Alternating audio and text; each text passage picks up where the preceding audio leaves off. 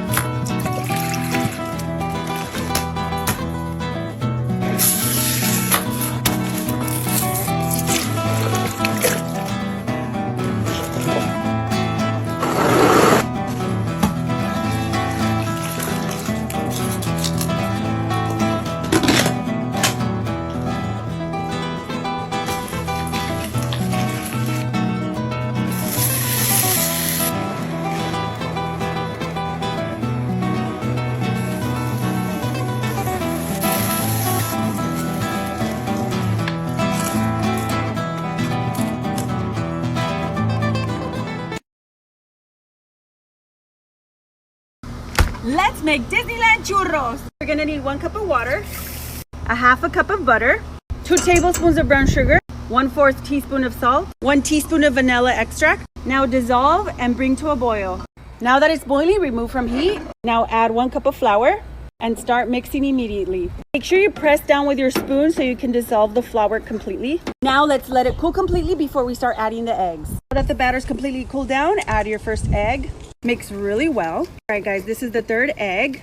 All right, guys, my batter is ready. Look at this, beautiful. Add liquid shortening to your caso. Get a piping bag with the star tip. Put your batter inside the piping bag. If you see that sizzle, it's ready.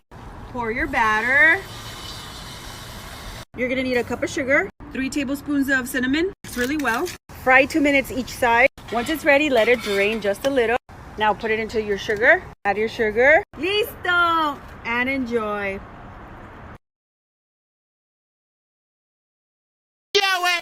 Randy, Kiko el Crazy. Se acabó la cuarentena, el cuerpo lo sabe y la calle está llena. Se acabó la cuarentena.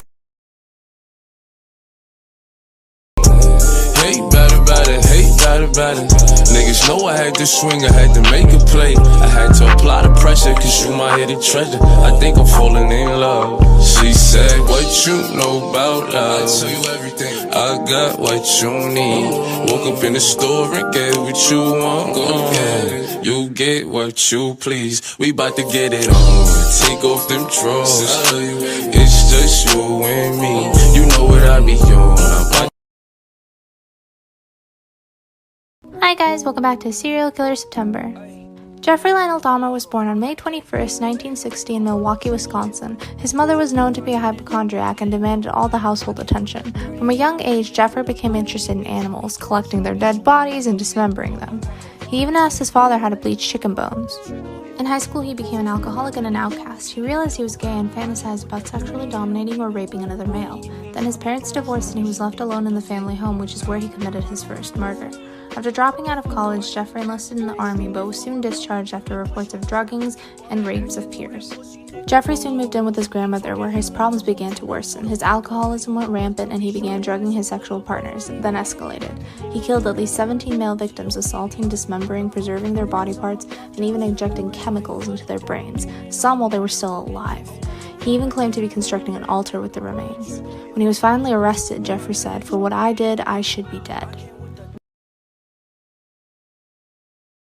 Hey everyone, it's Ariana, and this is everything I made tonight as a teen private chef. Because of the coronavirus, this is the first dinner I've cooked in 8 months, so I wanted to make it really special. For the first course, I made blini, which are these little buckwheat pancakes topped with creme fraiche, smoked salmon, black caviar, and a little bit of fresh dill, and my own pickled radish. Course 2 was an heirloom tomato Napoleon with burrata cheese and basil. And then for the third course, I made a Tuscan ribollita, which is a white bean soup with kale and a toasted baguette topped with some shaved Parmesan. The fourth course is one of my all-time favorite foods. I made handmade pasta with a peppercorn cream sauce and some sauteed mushrooms and asparagus. Then I made an herb-basted ribeye with a red garnet yam puree and maple roasted Brussels sprouts. And finally, for dessert, I made homemade vanilla bean ice cream with warm berries and an oat crumble. I cook these private dinners to help raise money for charitable causes that I'm passionate about. I can't believe we've been able to raise now over $500,000.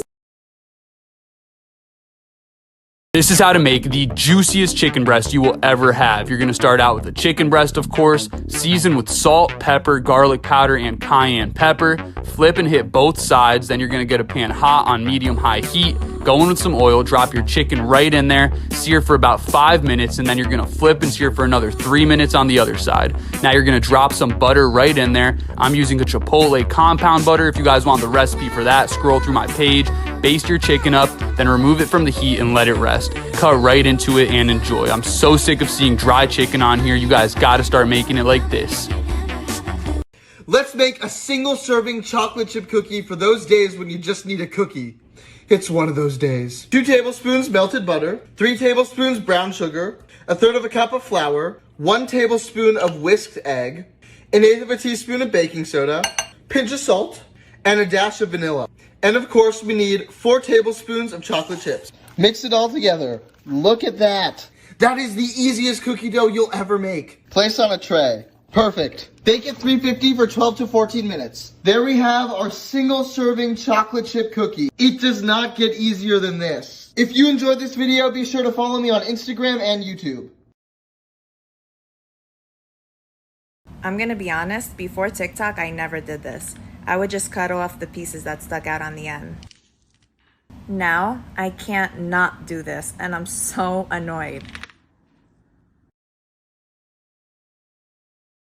I finally gave these accordion cut potatoes a try and they were so fun. Here's how to make them. Cut both rounded ends off a peeled potato, then slice it like so. Take one slice and place it in between 2 skewers and cut straight lines all the way across. The skewers will help you not cut all the way through. Then flip it over and cut diagonal lines all the way across. Once you pull it apart, it should have this cool accordion pattern. Pierce a skewer through, then carefully stretch it out a bit and give it a light twist so it looks like this. This is optional, but I soak them in cold water for a few hours so they're extra crispy. Now combine some melted butter, lemon pepper, garlic powder, Cajun seasoning, and black pepper. Place your skewers on a foil-lined baking tray and brush the butter on top, then bake until perfectly golden. I garnished with some chopped parsley, and that is all. Enjoy!